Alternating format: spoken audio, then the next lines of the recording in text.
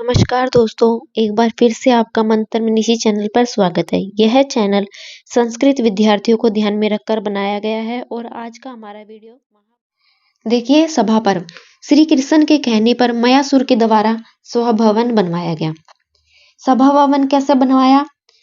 सभा पर्व तक धृतराष्ट्र राजा रहता है और पुत्रों का जन्म, शिक्षा, दीक्षा सभी आदि पर्व में होती है। तो पुत्रों में सबसे बड़ा पुत्र कौन है? युधिष्ठिर। तो राजा किसे बनाया जाना चाहिए? युधिष्ठिर को। लेकिन राजा किसे बनाते हैं? दुर्योधन को। तब पांडव हस्तिनापुर को छोड़कर एक नया नगर बसाते हैं इंद्रप्रस्थ नाम से। जो आज दिल्ली है वह पहले हस्तिनापुर हुआ करता था। वहां पे एक नया नगर बसाते हैं इंद्रप्रस्थ नाम से। फिर श्री कृष्ण के कहने पर मयासुर के द्वारा वहां सभा भवन बनवाया जाता है।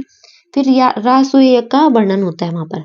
राजसूय यज्ञ किया जाता है। राजसूय यज्ञ का जो अश्व होता है वह चलते चलते सभी राजाओं को जीतते जाता है, लेकिन वह जरासंध तक जब तक पहुंचता है जरासंध के पास, तब तक वह उसे जीत नहीं पाता, क्योंकि जरासंध को एक शक्ति प्राप्त थी कि वह जहां से भी कटेगा वह वहां से वापस जुड़ जाएगा। फिर श्री कृष्ण भीम के द्वारा जरासंध का वध करवाते हैं। भीम जरासंध को जहां से काट रहा था वह वहां से वापस से जुड़ जाता है। तो भगवान श्री कृष्ण कागज की सहायता से भीम को समझाते हैं कि इसके सर को, इसके धड़ को, इसके दोनों हाथों को काट के विपरीत विपरीत दिशा में फेंका जाए ताकि ये वापस से न जुड़े। इस प्रकार राजसूय यज्ञ का वर्णन है। जरासंध का वध है किसके द्वारा? भीम के द्वारा। पांडवों की दिग्विजय यात्रा वर्णन है। शिशुपाल वध। इंद्र के कहने पर नारद जी भगवान श्री कृष्ण के पास आते हैं कि ये जो शिशुपाल वध है ये रावण से भी उदंडी और अत्याचारी है, यह पृथ्वी का विनाश कर देगा, इसे शीघ्र से शीघ्र इसका वध किया जाए। लेकिन भगवान श्री कृष्ण कहते हैं कि पहले मुझे राजसूय यज्ञ में जाना है और वहां से आने के बाद मैं शिशुपाल वध को देखूंगा।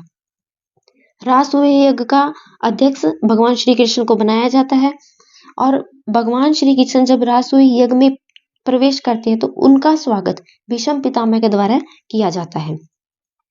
तब शिशुपाल वध कहता है कि इस उदंडी का, इस गवाले का भी क्या स्वागत करना। तब वह अपशब्द बोलता है श्री कृष्ण के प्रति। तब अर्जुन को, युधिष्ठिर को, भीम को, इन सबको गुस्सा आता है। तो भगवान श्री कृष्ण कहते हैं कि मैंने अपनी बुआ को वचन दे रखा है कि मैं इसकी केवल 101 ही गलती माफ करूंगा, इसके बाद मैं इसका वध कर दूंगा।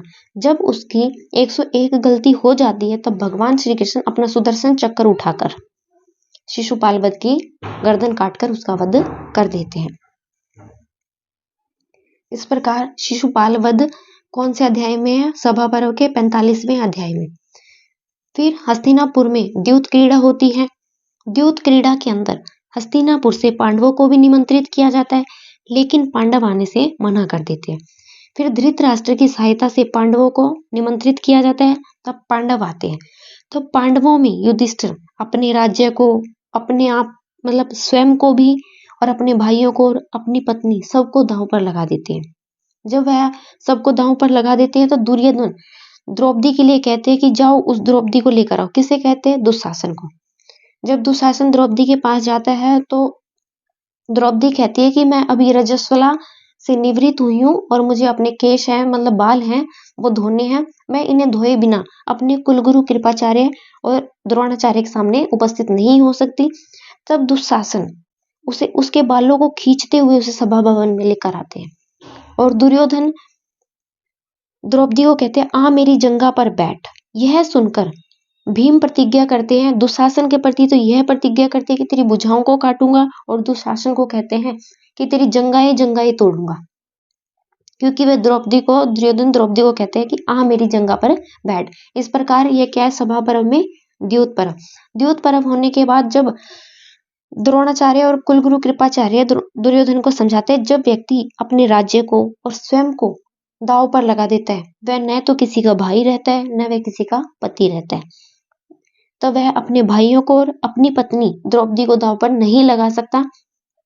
इस प्रकार उसके युधिष्ठिर के भाई और द्रौपदी वापस इंद्रप्रस्थ चले जाते हैं। फिर वापस से सभा पर्व में ही द्यूत क्रीड़ा होती है और द्यूत क्रीड़ा में वापस से पांडवों को आमंत्रित किया जाता है। पांडव फिर आने के लिए मना कर देते। फिर धृतराष्ट्र की सहायता से पांडवों को आमंत्रित किया जाता है और कहा जाता है कि जो हारेगा उसे 12 वर्ष का वनवास और 1 वर्ष का अज्ञातवास मिलेगा। इस प्रकार अन्य द्यूत पर्व भी किसमें है? सभा पर्व में। तो पांडव हार जाते हैं तो उन्हें 12 वर्ष का वनवास और 1 वर्ष का अज्ञातवास मिलता है। शिशुपालवध महाकाव्य भी सभा पर्व से लिया गया है। वेणी संघार भी इसी पर्व से लिया गया। वेणी संघार का अर्थ है, वेणी क्या होती है? चोटी, और संघार का अर्थ है संवारना, चोटी को संवारना। जो द्रौपदी के खुले केश होते हैं उनको संवारने के ऊपर ये एक महाकाव्य है वेणी संघार, जो कि किससे लिया गया है? सभा पर्व से। देखिए इसके मुख्य बिंदु कौन कौन से हैं? रासूय यज्ञ का वर्णन सभा पर्व में है। जरासंध का वध भीम के द्वारा सभा पर्व से लिया गया है। शिशुपाल वध सभा पर्व के 45वें अध्याय से लिया गया है। द्यूत पर्व अन्य द्यूत पर्व किसमें है? सभा पर्व में। और शिशुपाल वध महाकाव्य सभा पर्व से लिया गया है और वेणी संघार भी सभा पर्व से लिया गया है। इस प्रकार सभा पर्व की यह विषय वस्तु है। अब आगे देखिए वन पर्व। पांडवों का काम्यक वन में प्रवेश। पांडव कौन से वन में प्रवेश करते हैं? काम्यक वन में। पीछे हमने रामायण में पढ़ा भगवान श्री राम कौन से वन में प्रवेश करते हैं? दंडकारण्यक वन में। और पांडव कौन से वन में प्रवेश करते हैं? काम्यक वन में।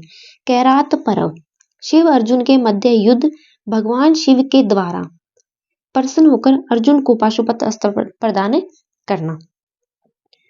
जब वह हार जाते हैं और वह युधिष्ठिर वन में चले जाते हैं तो एक किरात को ब्रह्मचारी रूप में ब्राह्मण के रूप में वहां पर हस्तिनापुर भेजते हैं कि हस्तिनापुर में दुर्योधन राजा बनने के बाद किस प्रकार का राजकाज संभालना ये देख कर आओ। तब वह किरात ब्रह्मचारी रूप में जाता है और वहां का हस्तिनापुर का समाचार आकर युधिष्ठिर को सुनाता है। तो किरात का समाचार सुनकर द्रौपदी क्रोधित हो जाती है और वह कहती है कि आपको युद्ध करना चाहिए, आपको ये शोभा नहीं देता कि आप चुपचाप आकर वन में रहने लग गए। तो शिव अर्जुन के मध्य युद्ध होता है। वहां पर वेदव्यास आते हैं तो वेदव्यास कहते हैं युधिष्ठिर को अभी तुम्हारा क्रोध करने का समय नहीं है, शक्ति एकत्रित करने का समय है और तुम अर्जुन को तपस्या करने के लिए भेजो और वह शिव से पाशुपत अस्त्र प्राप्त करेगा, फिर तुम युद्ध करना। इस प्रकार वेदव्यास उन्हें समझाते हैं कि अभी क्रोध करने का समय नहीं है, अभी तुम्हें शक्ति एकत्रित करनी चाहिए। इस प्रकार शिव और अर्जुन के मध्य युद्ध होता है और इस वन पर्व से जो इसका उपजीव्य है, किरात पर्व का उपजीव्य कौन सा है? महाकाव्य है किरातार्जुनीयम। वन पर्व के किरात पर्व से किरातार्जुनीयम लिया गया है। नलो उपाख्यान नल दमयंती की कथा। नैषधीय चरितम नैषधीय चरित का उपजीव्य क्या है?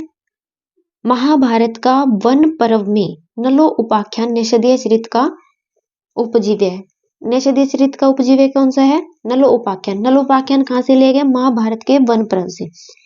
तीर्थ यात्रा पर्व गंगा सागर अयोध्या चित्रकूट प्रयाग में तीर्थ यात्रा, यहाँ इन्होंने यात्रा की थी। द्रौपदी सत्यभामा का संवाद। द्रौपदी सत्यभामा, सत्यभामा कौन थी? भगवान श्री कृष्ण की पत्नी, उनका संवाद होता है। सत्यभामा के पिता का नाम सत्राजित और पत्नी किसकी है? ये भगवान श्री कृष्ण की, पटरानी। द्रौपदी हरण पर्व रामायण में भी माता सीता का हरण होता है, किसके द्वारा? रावण के द्वारा। और महाभारत में भी द्रौपदी का हरण होता है, कौन करता है? जयद्रथ। रामो उपाख्यान। रामो उपाख्यान बहुत मस्त है, महाभारत के वन पर्व से लिया गया है। मार्कंडेय ऋषि के द्वारा युधिष्ठिर को समझाया जाता है कि तुम्हें तो केवल 12 वर्ष का वनवास मिला है, लेकिन भगवान श्री राम को 14 वर्ष का वनवास मिला था और वह तो स्वयं ही भगवान थे। तो तुम्हें अभी शांति से रहकर शक्ति एकत्रित करनी चाहिए। इस प्रकार भगवान श्री राम के जन्म आदि, शिक्षा दीक्षा आदि, उनके वनवास तक की और अयोध्या वापस आने तक की पूरी सारी कहानी मार्कंडेय ऋषि के द्वारा युधिष्ठिर को सुनाई जाती है। किसमें? रामोपाख्यान में, रामोपाख्यान कहाँ से लिया गया है? महाभारत के वन पर्व से। पतिव्रता महात्म्य, ये बहुत मस्त है। सावित्री उपाख्यान, सत्यवान सावित्री की कथा।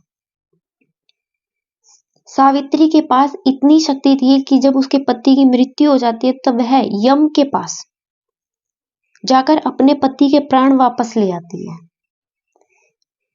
इस प्रकार इसीलिए कहा जाता है कि पत्नी पतिव्रता में इतना महात्म्य है कि वह यम से भी अपने पति के प्राण वापस ला सकती है। सावित्री के पिता का क्या नाम है? अश्वपति, और पति कौन है? सत्यवान। इस प्रकार सावित्री और यम का संवाद होता है। किसका? सावित्री और यम का संवाद। सावित्री के यम प्रसन्न होकर उन्हें एक वरदान देते कि तुम्हें 100 पुत्रों की प्राप्ति होगी। तो सावित्री के कितने पुत्र होते हैं? 100। यक्ष युधिष्ठिर संवाद। यक्ष एक बार चारों पांचों भाइयों को इन्हें वन में जाते समय इन्हें प्यास लगती है, तब पानी पीने के लिए वह एक तालाब के पास जाते हैं। तब यक्ष इन भाइयों से प्रश्न पूछते हैं कि तुम मेरे प्रश्नों का उत्तर दो। तो वह उन्हें प्रश्न के उत्तर नहीं आते, तब वह बिना प्रश्नों के उत्तर दिए ही पानी पी लेते हैं। तो वह पानी पी लेते हैं तो उनकी मृत्यु हो जाती है। तब यक्ष के पास युधिष्ठिर आता है और यक्ष के सभी प्रश्नों के उत्तर कौन देता है? युधिष्ठिर देता है। और यक्ष प्रसन्न होकर कहता है कि तुम्हें जो मांगना है वो मांगो। तब युधिष्ठिर कहता है कि मेरे 2 भाई हैं, नकुल और सहदेव। भाई तो 4 हैं, लेकिन 2 भाई हैं सबसे छोटे, जो माद्रीसूत हैं, नकुल और सहदेव। आप उन्हें जीवित कर दीजिए। अगर मैं घर वापस जाऊंगा तो मेरी माँ मेरे से पूछेगी, मतलब माता माद्री पूछेगी कि मेरे दोनों पुत्र कहाँ गए। तो वह यक्ष युधिष्ठिर के इस वचन से खुश होकर चारों भाइयों को जीवित कर देता है और उन्हें पानी पीने की आज्ञा दे देता है। तब वे पांचों भाई पानी पीकर फिर वहां से वन के लिए चल लेते हैं। शिवी उपाख्यान।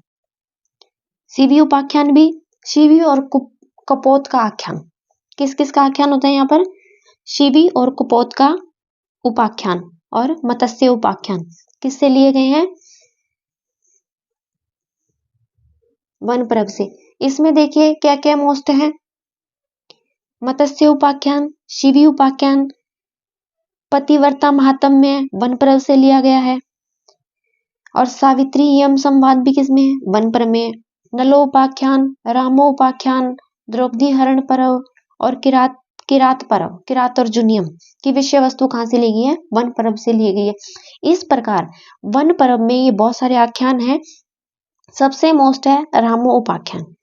मार्कंडेय ऋषि के द्वारा युधिष्ठिर को भगवान श्री राम की जन्मादि कथा सुनाना, उनके वनवास तक की, कि तुम्हें तो केवल 12 वर्ष का ही वनवास मिला है, लेकिन जो स्वयं भगवान है श्री राम, उन्हें तो 14 वर्ष का वनवास मिला था।